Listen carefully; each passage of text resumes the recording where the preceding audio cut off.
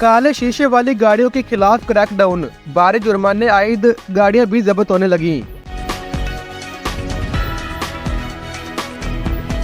Excise department Islamabad ने गैर registered, गैर नमूना नंबर प्लेट्स या काले शीशे वाली गाड़ियों के खिलाफ सख्त क्रैकडाउन का आगाज करते हुए भारी जुर्माने भी आयद कर दिए।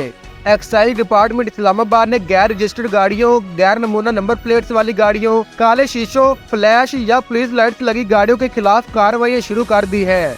बताया जा रहा है कि सख्त क्रैकडाउन के नतीजे में भारी जुर्माने किए जाएंगे, जबकि गाड़ी किसी भी इलाके की क्यों न हो, इसे बख्शा नहीं जा रहा।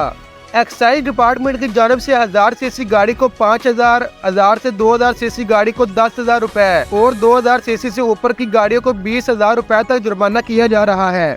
इस हवाले से डायरेक्टर एक्साइज बिलाल आजम का कहना है कि कोई सिफारिश या दबाव कबूल नहीं किया जा रहा। जुर्माने की अदायगी तक गाड़ियों की रजिस्ट्रेशन कैंसिल की जा रही है। डायरेक्टर एक्साइज बिलाल आजम ने मजीद कहा कि चीफ कमिश्नर के नोटिफिकेशन के मुताबिक अगर दूसरी बार कानून की खिलाफ वर्जी की गई तो जुर्माना 5 गुना ज्यादा होगा।